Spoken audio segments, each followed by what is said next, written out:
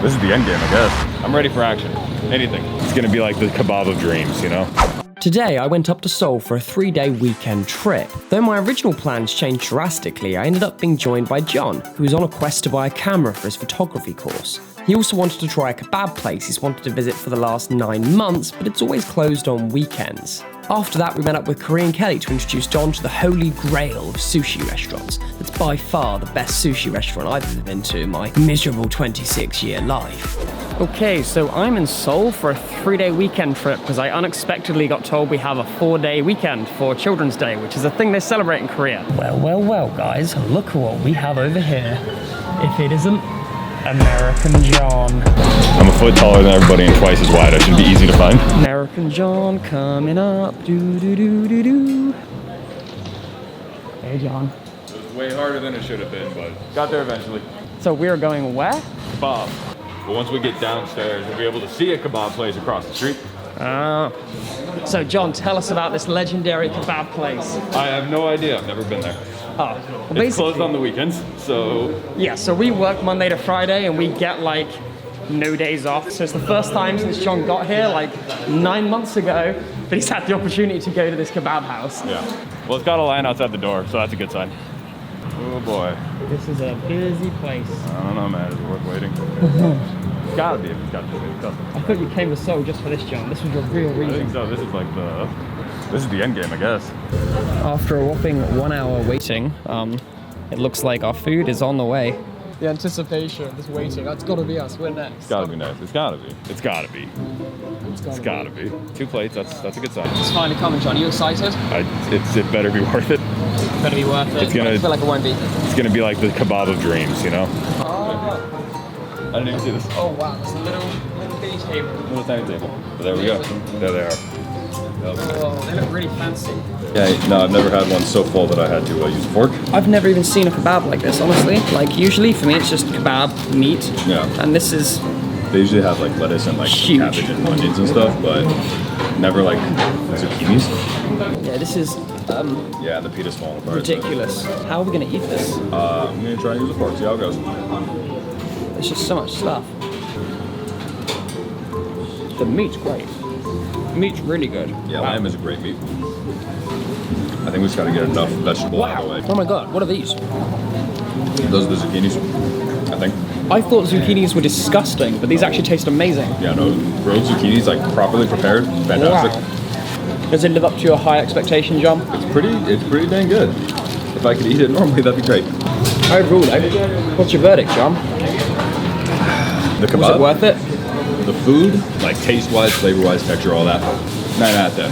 The wait time, like I don't know, 4 out of 10. Like that was. Yeah, it was probably like 45 minutes, wasn't it? Something like that. The only reason I'm not giving it a 10 is because it's gotta change my life if it's gonna be a 10. Okay, so we were in the main technology market, which I'm trying to get super familiar with because at some point I'm gonna drop far too much money on things like cameras and drones, and this is where you buy it all basically. And today we are looking around to get John a photography camera, not video, photography. So we're gonna see if we can do it. Do you remember the ones that I told you I recommended? It wasn't the Nikon, it was the Canon something. So there were a few that I was looking at. Something numbers. Yeah, something numbers. Yeah, exactly. Well, let's look around. There's some cameras there. So yeah, there's a lot on offer. That's D10? Yeah.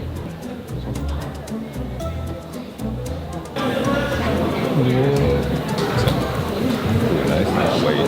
Yeah, it's much nicer to hold. Good for your big hands. Yeah, that's another reason I wanted a larger one. Okay. And you want focus this is manual focus change. Focus is yourself. Do you like each other? I do like it. It's beautiful. It feels good. It's got a free bag. We got a screen protector and a nice little memory card bag. And screen protector is free. Oh, thank you. Very nice. So this is literally the thing I want to mention when it's like I make the video about this place. Like, it is really reasonably priced. It's meant to be $1,100 online if you look in America, and here it was 720,000 won, which is like for $600. all of this. For everything, not just the camera. Yeah. But that's probably what, like $600? Probably a little less. Yeah. So probably close to like upper 500s, I'd imagine. Pretty good value. Yeah. Honestly, when I look at getting a big camera, like the cameras I want are in the millions range, but like they're still much cheaper than you're gonna get anywhere else I've seen. So there we go. John's got his camera, got a little bag. Discounts all around, free goodies, like. Yeah, free goodies, discounts, very good. So we got a Canon D60, which seems pretty good for photography, not so good for video, but he wants photography anyways, that's good. I'm not a videographer. Yeah, exactly. And it came with a nice lens, spare batteries, Oh, bag, this one's 40% off. It could've gone here. protectors, all sorts. Oh, the Razor store's crazy, man. Yeah, that's it. Bumping. After we finished getting lost in the sheer vastness of Yongsan's technology market, we eventually found a cafe to rest at before meeting Corinne Kelly and going to introduce John to the best sushi restaurant I've found so far in Seoul. This is honestly the best sushi place I ever had in my entire life. It was outstanding, so I figured we had to show John. Yep. Okay. All right, so what do we got here? What is this? So basically, yeah, that one is eel, the brown one. This one is shrimp. This is another type of shrimp. That's, yeah, it's just like cod, salmon, and tuna. What do you think? Good. Solid. I'm not a huge fan of wasabi, but that's why I... Just get a little bit. Tiny little bit. Tiny little bit. Get it on the top there. Oh, the eel. Teeny tiny bit. Eel. Do you like eel, John? Yeah. It's got a really good flavor here. Oh, so good. It's so good. I'm personally a fan of salmon just in general, so I think that's gonna be good. The salmon is great. Honestly, like, it's just mind-blowingly good here. Like, I would never get tired of this place. Like, it's so good. And when you work it out and you actually like put it in euros and pounds, it's actually only like 15 euros. It doesn't work out that much. But this boy over here, he is the expensive one. Prime sushi. It is going to be like the creme de la creme of sushi. You enjoying your sushi, Kelly? Try a red one, John. All right, let's try a red one. I'll try it without any wasabi first. Get just a little bit of soy sauce. A little bit. So.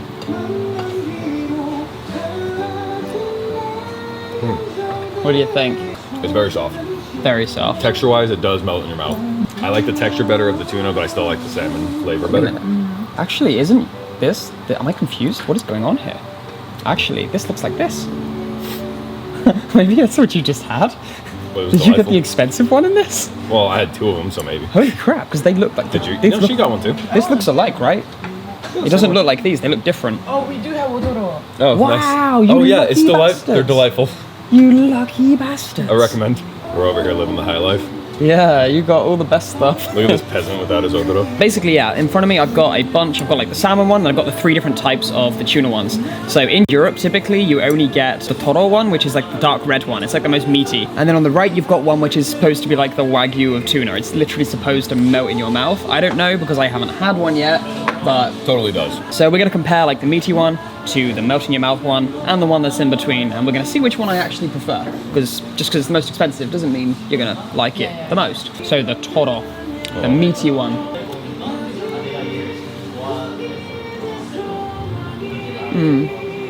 How is it?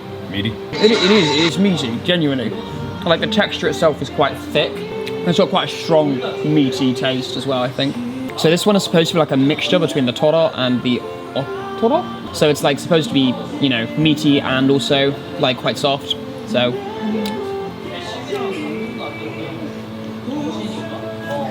you can really see that actually, you really can. Yeah. Like it's literally a mixture, like slap bang. Like you get that meatiness, but you also get the melt in your mouth as well. That's really good. This. Oh, This is the one. oh, this is like the most fitting final piece of sushi you could have as a final piece of sushi. Wow. Oh my god. Oh wow.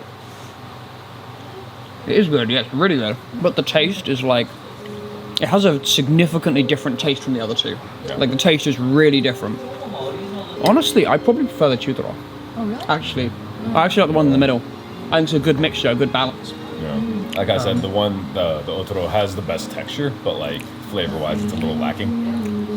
I mean, to be honest, I still prefer the chutoro texture. I think it's a nice mixture to have between the two. I think it's really good. Obviously, everyone's got their own different taste. I just like that meaty flavor. I think it's a really good mixture of like the meatiness and the soft melt in your mouthness, because you still get it with that middle one, just not quite to the, because the last one literally just evaporates as it hits your tongue. And I think that's a little bit like much. I kind of like having to chew a little bit, when I think with the last one you could basically just swallow it if there wasn't any rice. Sushi in Korea and Japan is obviously this is way better than it's going to be in Europe. Nothing I ever had in France or in Britain was ever as good.